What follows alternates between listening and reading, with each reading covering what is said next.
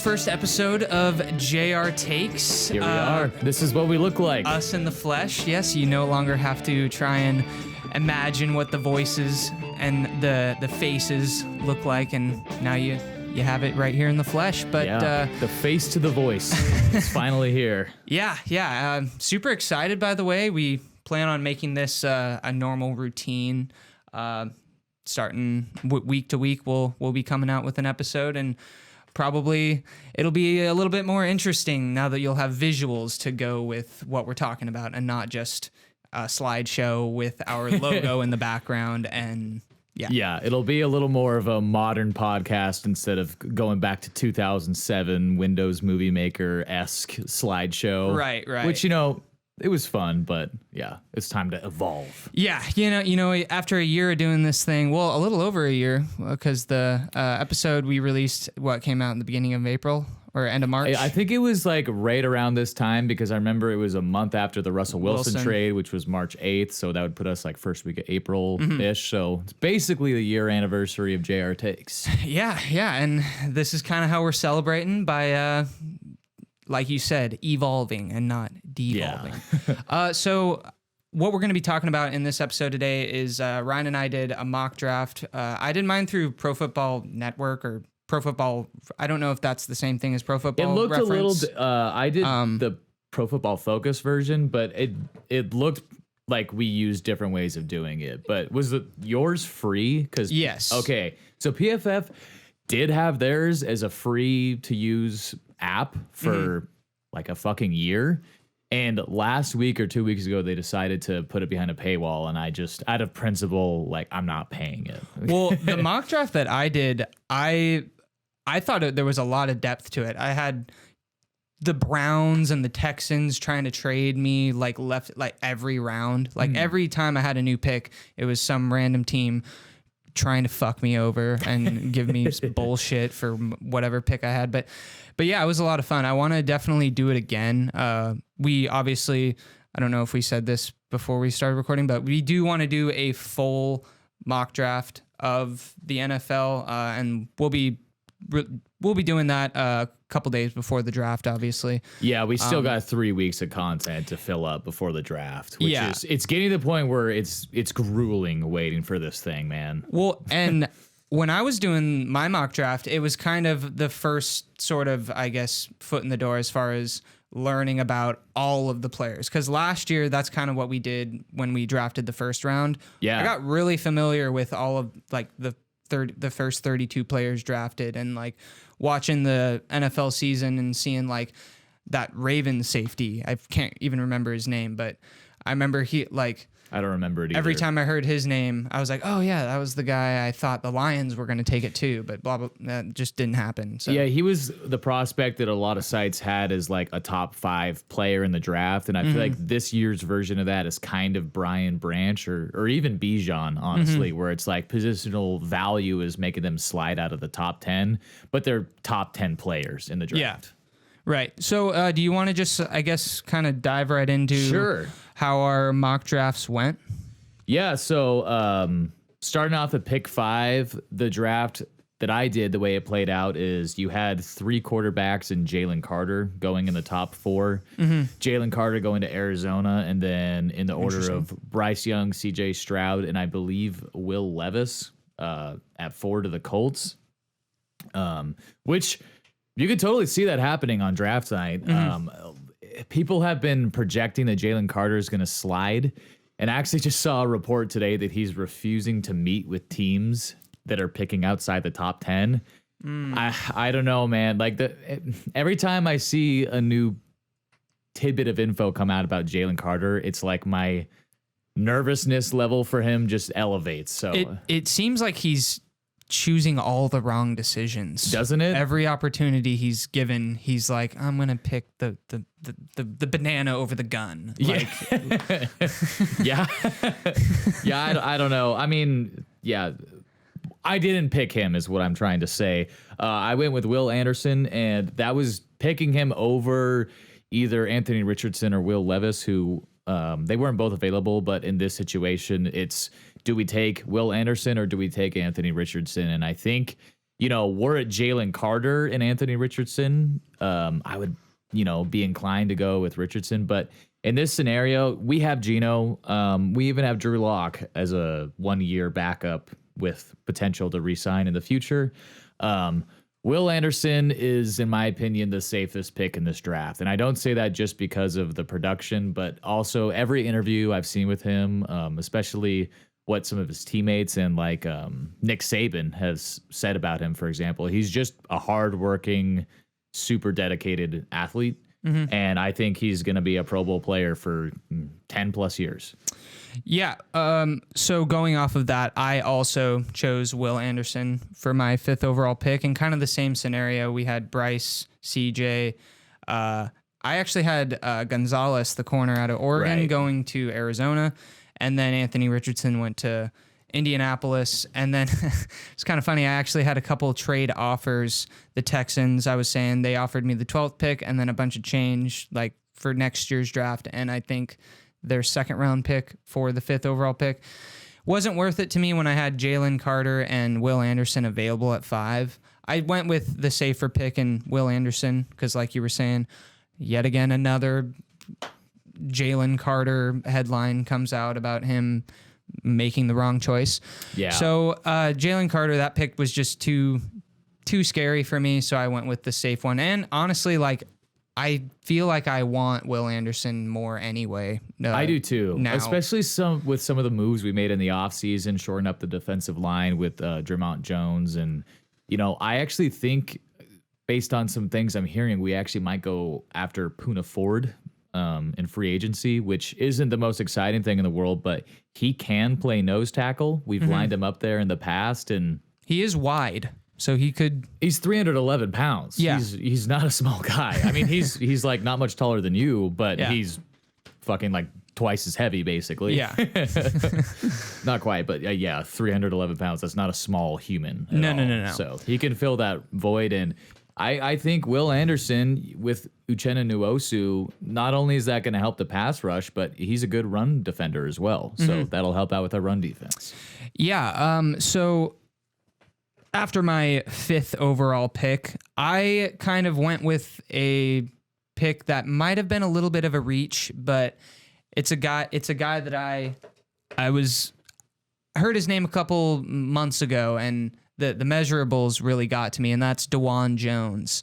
This guy is 6'8". His arm span, I don't remember the exact numbers, but they're longer. It's not close, is what I'm saying. Yeah, he's like Andre the Giant compared to other linemen, and I do. It's a good problem to have too many big offensive tackles. I'm worried that maybe Abraham Lucas will feel slighted if he's asked to move around on the offensive line, but who knows? Again, it's a good problem to have if you draft a 6'8" DeJuan Jones to protect the quarterback. And I don't think you got into his weight in those listing of the measurables, but he's 360 or 50 pounds, isn't he? He's a monster. Huge. And Abe Lucas is a big guy, but this guy, DeJuan Jones, would tower over him and be 40 pounds heavier. Yeah. So I think if Abe Lucas is willing to do it, you move him into the right guard spot. You have Damian Lewis stay at left guard, where he was one of the better left guards in the league last year, according to PFF. I don't know how to grade offensive linemen other than the eye test, which is, I know, stupid, but I didn't play offensive line. I don't get it, to be honest. But you pair that with the Evan Brown signing in free agency to fill the void at center and maybe draft a guy in the later rounds, and that's a really good young offensive line that we're putting together. And, that's kind of why I went the 5th and the 20th. I wanted to build the trenches on each side of the ball. Having Will Anderson be the addition to the defense. And I really like the idea of Will Anderson's personality, splicing that up with Jamal Adams. Those are some guys I wouldn't want to have to deal with. Yeah, and they're playmakers too. Yeah. So and that's what our defense needs, because besides Tariq last year, once Jamal Adams went down, Uchenna made some great plays, but I felt like, especially if we're talking about the front seven, there just wasn't a lot of playmaking happening. You know, Right. for a few weeks there, Bruce Irvin was injecting the juice into our defense, and the guy's 35. He couldn't sustain it. So I'm totally with you there. I went on the other side of the ball with pick 20, and I actually did a trade down here, I think. Yeah, so this was a situation I've been talking about for a few weeks on this podcast, but I've started to even see rumors about it happening, and that's a little Noah Fant trade. Oh, Because we're in a situation right now where cap-wise, we're out of money. We're actually, once we sign the rookies, going to be over the cap. right. We need to make a move, and I still think we need to sign another guy or two in free agency. Probably just one in like depth signings, but nonetheless, trading Noah Fant clears up $5 million in cap space, which is significant. And we could potentially recoup a 4th rounder from him or possibly more. So what I had here, and as unrealistic as this trade may sound, it was accepted on the PFF mock draft simulator. I didn't force the trade. Was the simulator calculator on rookie mode? Maybe. I don't know. Okay. I don't remember if that's even an option. But I traded pick 20 and Noah Fant to the Cowboys for pick 26, their 2nd rounder, their 3rd rounder, and their 4th rounder. I know that's a lot to get back, but they accepted it. And This is Jerry Jones we're talking about here, so I could actually see them accepting that with ease. Yeah, and if you think about it, you know, they're trading up 6 spots in the first round, which first round picks, each pick value is really high compared to trading up in later rounds. You get Noah Fant, who's a former first round prospect. Yeah, you add him to the receiving core of CD Lamb and Brandon Cooks. They're going to need that. Also, they lost, I think Dalton Schultz is his name. They did. He went to the Texans. So they have a need. I feel like it's not that, it's a little unrealistic. Like maybe they wouldn't give up their 2nd and all that, just the 3rd and the 4th. I don't know. But either way, I'd take that deal because at 20, it's not like we're trading back from pick 5 anymore.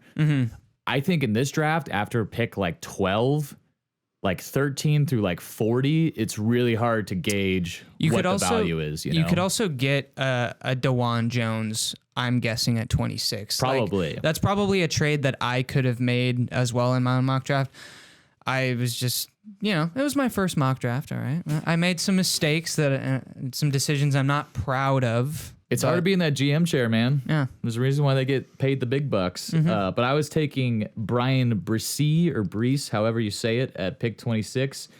This guy, he had a much more productive 2020, I think, and he was dealing with some personal situations and the loss of his sister, which is tragic. But he's just got phenomenal tape when there's not injuries or personal situations at play. And even going back to his high school days, he was one of the top prospects nationwide at the defensive line position. He would more than likely play 3-4 defensive end in our defense. And I don't know if this guy's going to be a Pro Bowl talent, but he will be just a solid starter for us and has the ability to make some plays. So I think originally I wanted Kalijah Cansey at that spot, but he was gone. So to me, Brian Breece is like just a hair below him. So I think that's another guy that you could have at the very least part of the rotation in year 1 and being a significant contributor. That's funny you bring up Kalijah Cansey. I almost drafted him because I remember we talked about him the other day. It was just a name that I recognized. So when you hear a name and then you see it on paper, you kind of have a bias. Yeah. Almost drafted him, but then I saw this guy out of LSU, Jacqueline Roy, and I saw. I don't know too much about this guy. There wasn't, honestly, the player notes. There wasn't any. The only notes it had was a link, and then it took me to the link, and then his player notes weren't there. So I drafted this guy purely on what I saw his height and weight to be, defensive tackle, knowing that we don't have someone to put there right now. I think he was tipping the scales at like 315, 6'2". So I was like, that's a good size.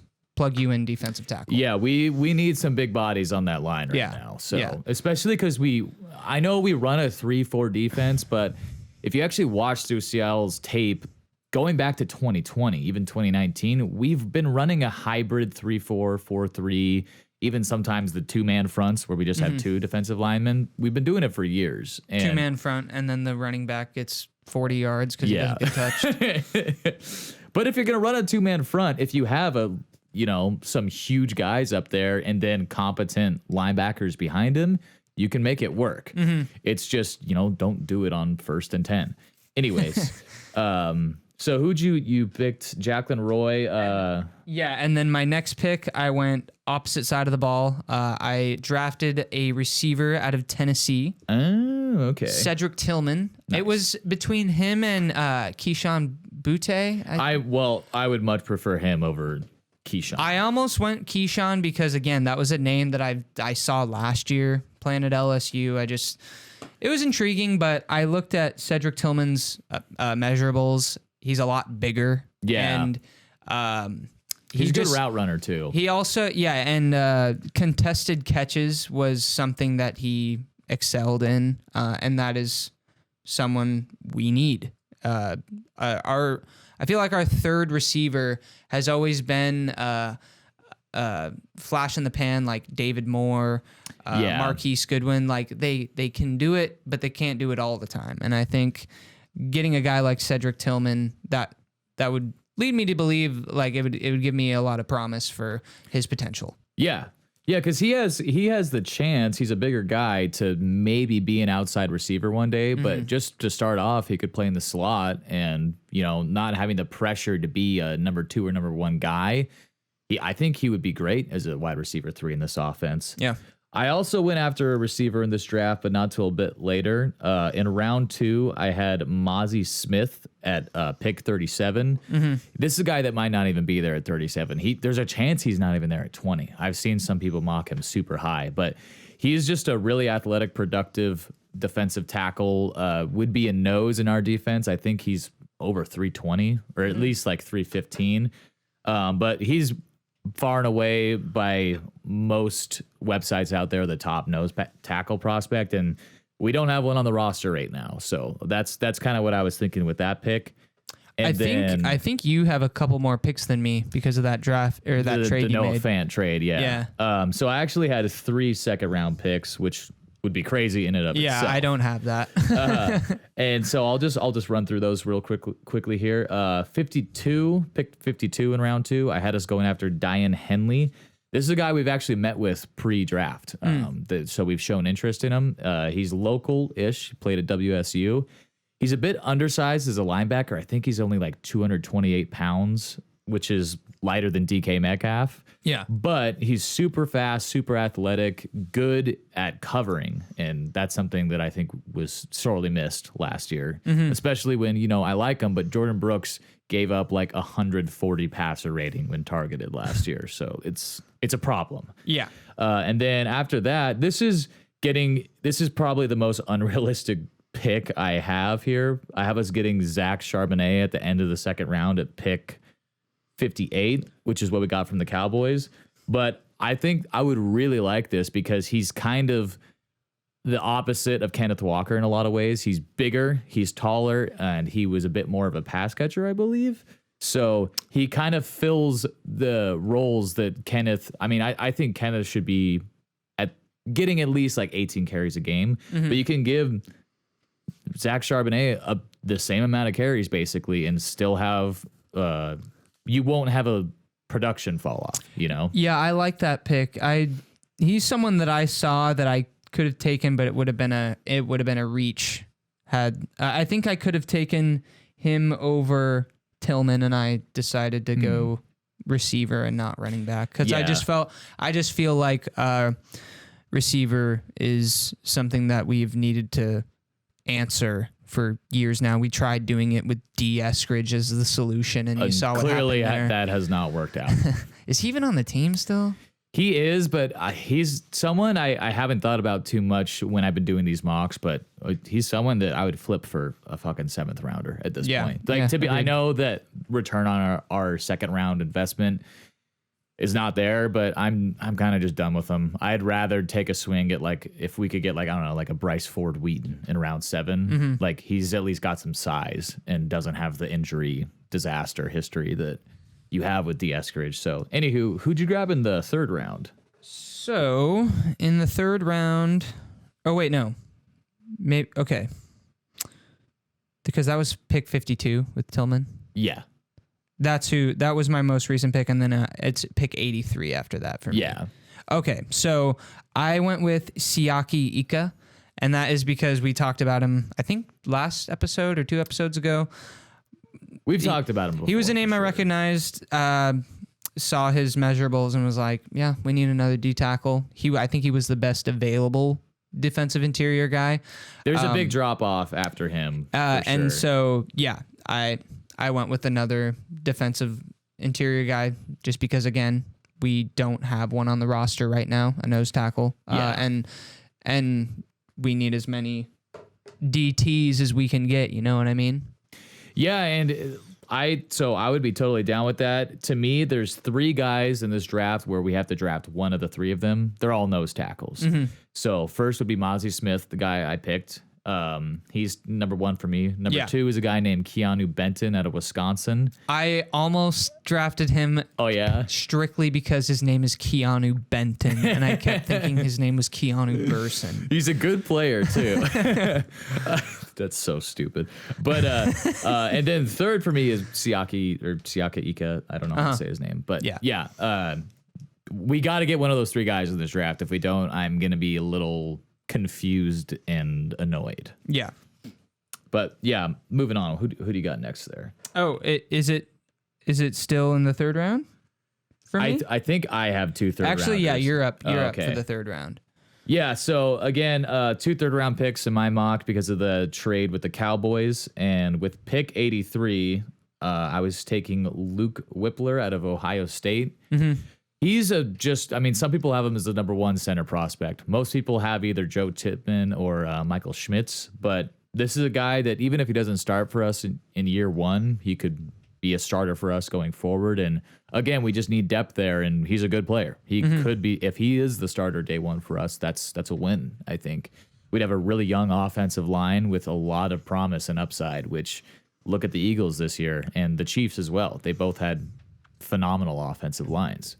So there's a lot of different ways to build a championship team, but I'm really of the belief that building up your walls, offensive line, defensive line, front 7, that's the quickest way to do it, in my opinion, in today's NFL. Agreed.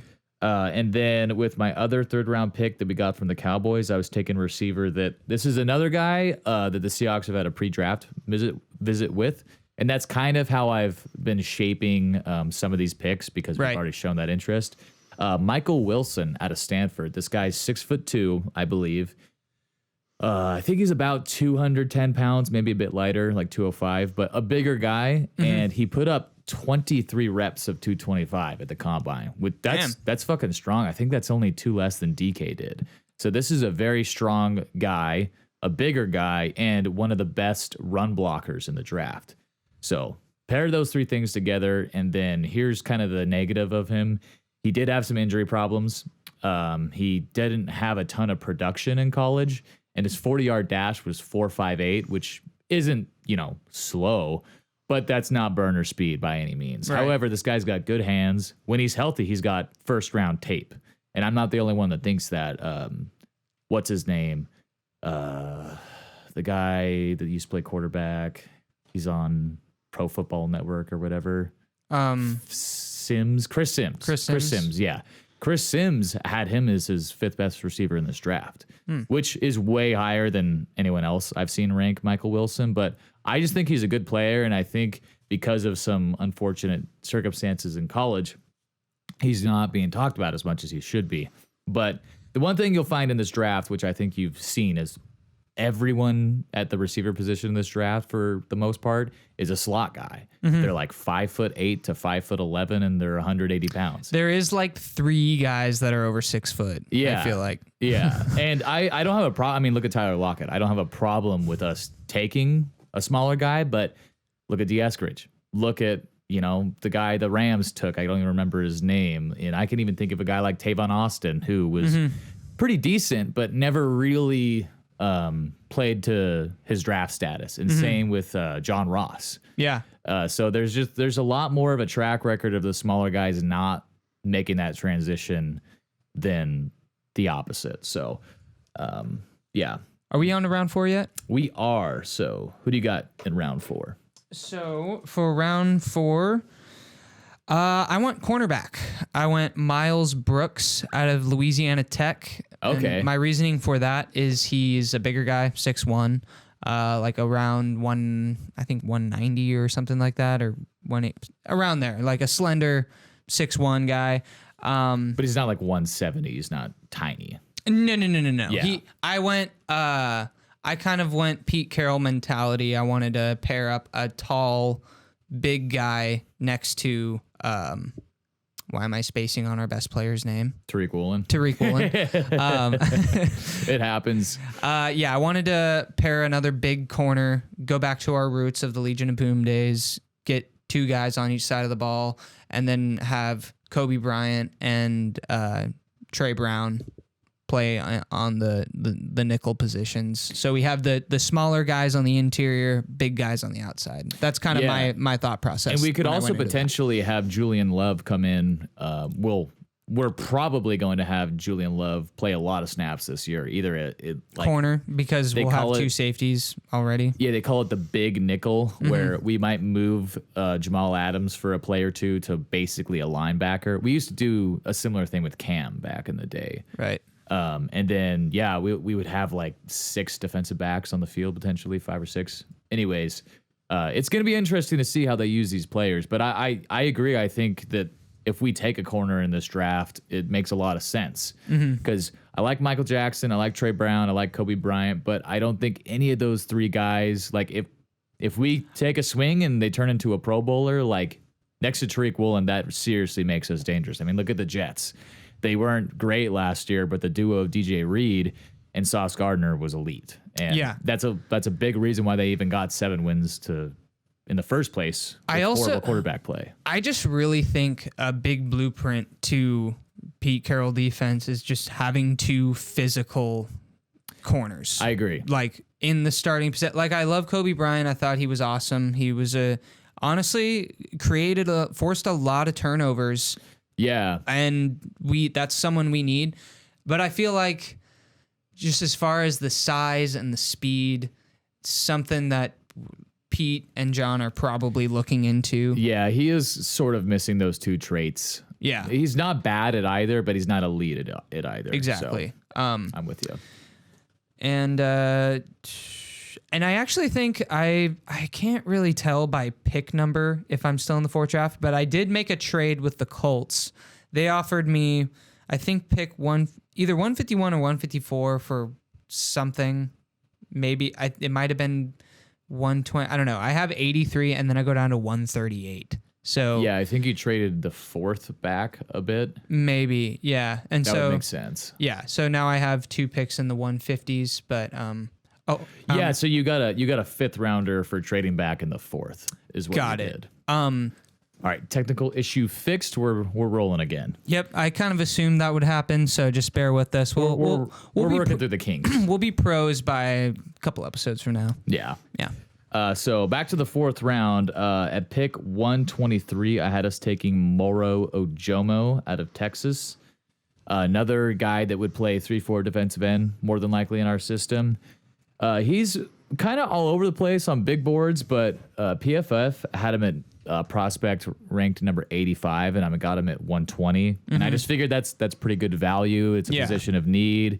I think he's about 287, close to 290, so he fits the size profile for our defense. And then with my next pick at 129, the last of the Cowboys picks that I recouped, I took Dorian Williams, and this guy's really similar in profile to Diane Henley, who I took in round 2, but just not as highly ranked or touted.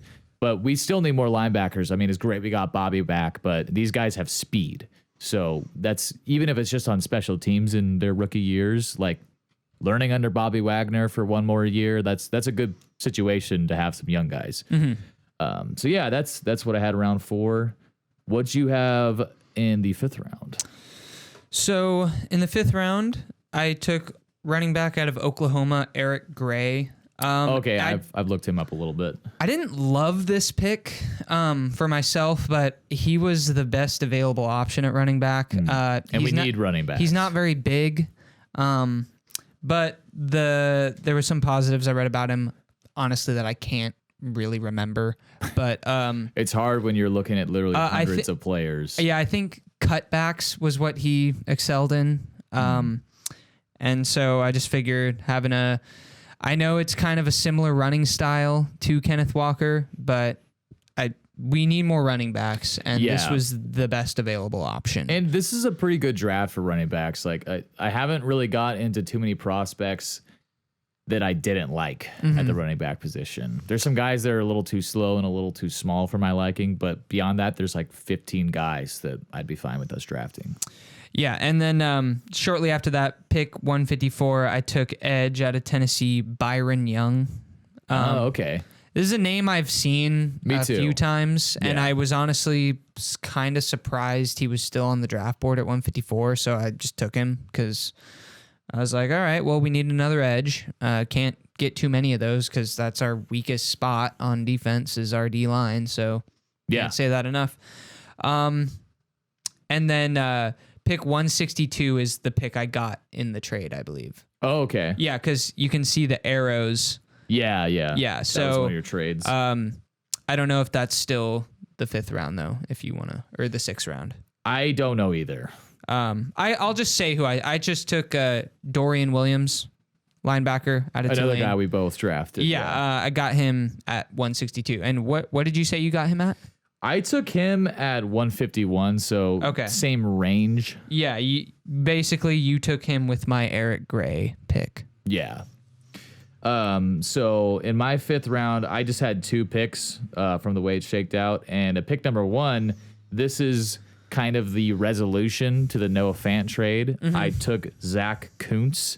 I really like this prospect. I actually like him in some ways more than Darnell Washington because really, are you, well, not you're willing to say that on camera, on record, only as a potential right now. Darnell Washington's a better player that should be starting in the NFL, but I think Zach Kuntz is a little more athletic than him. He's faster. He had better 3-cone time. Like he bends a little bit better.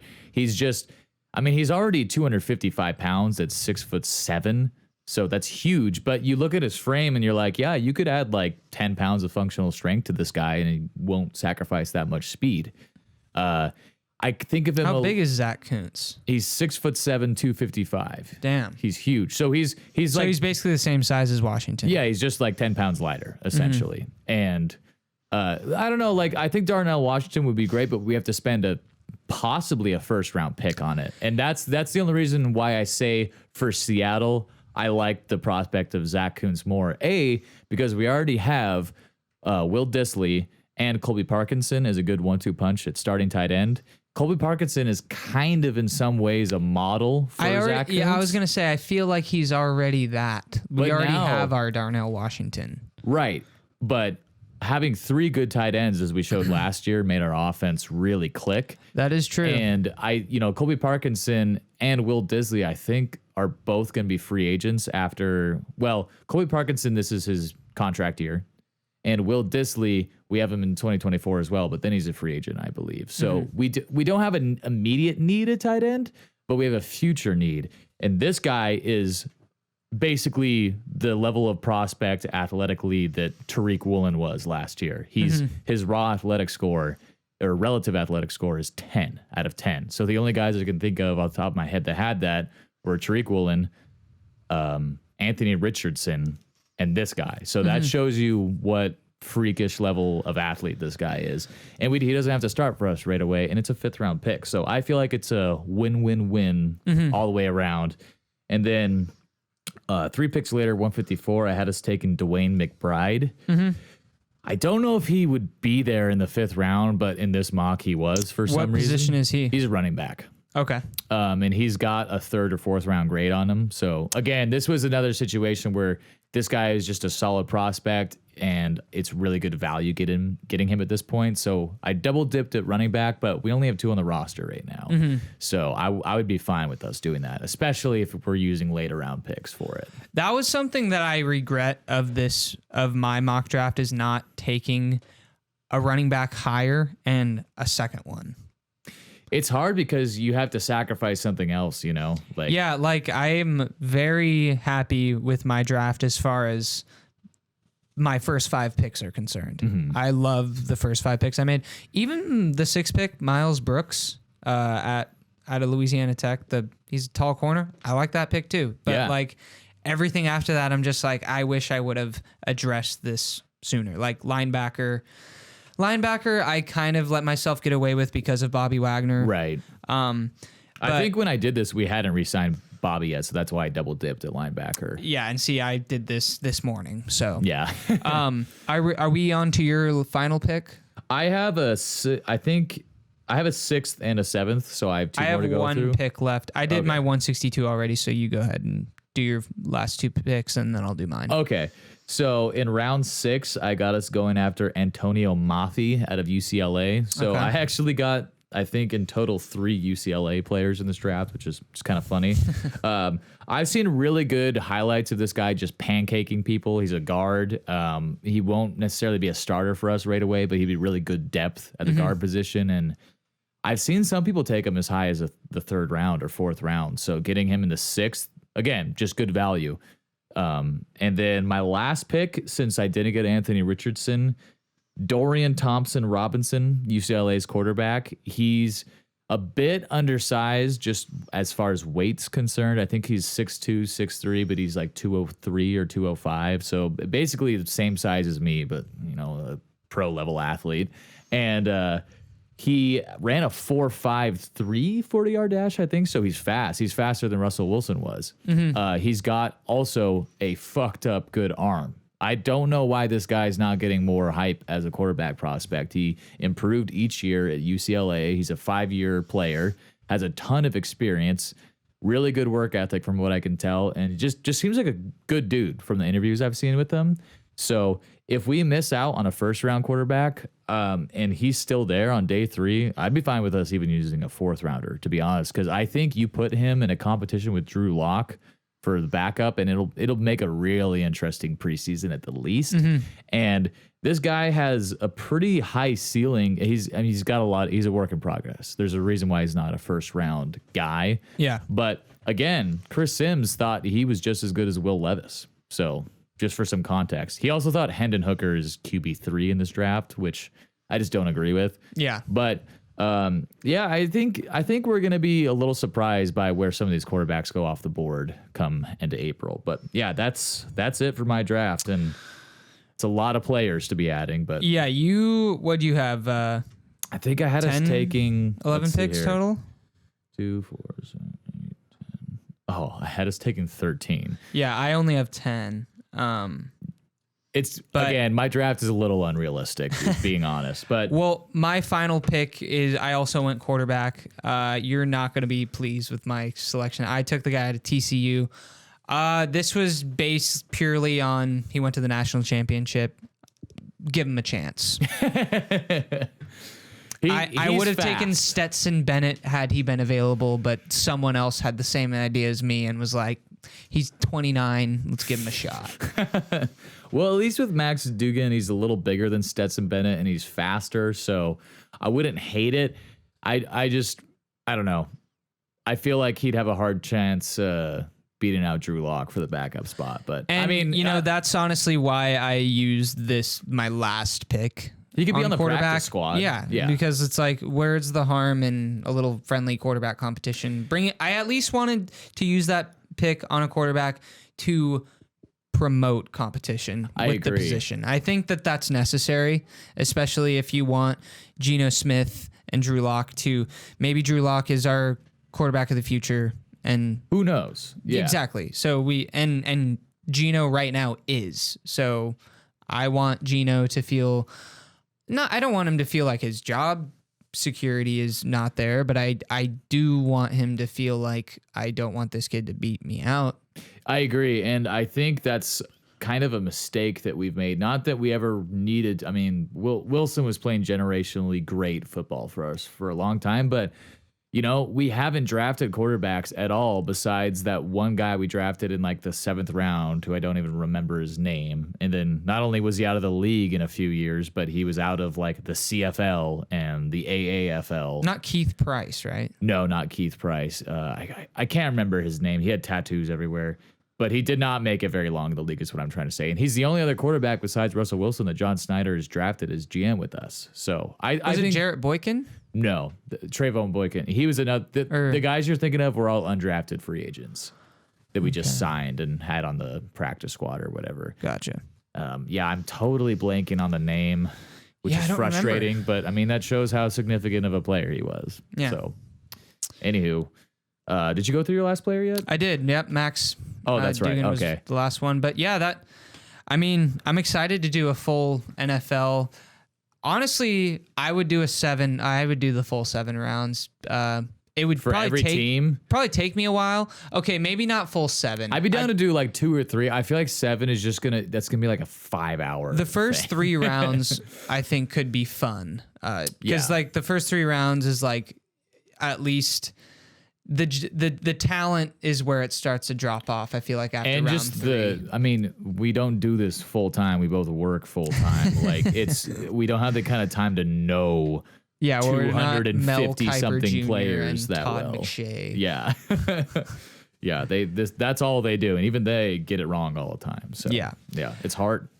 Yeah, but anywho, that's all I had for this one. That's this was a lot of fun. I'm gonna go home and edit this bad boy up. Hopefully, have it up by this evening. But you can expect a lot more of these. Unfortunately, like we mentioned, there was a little bit of a camera issue. Got to work out some kinks as far as getting used to being a video content creator.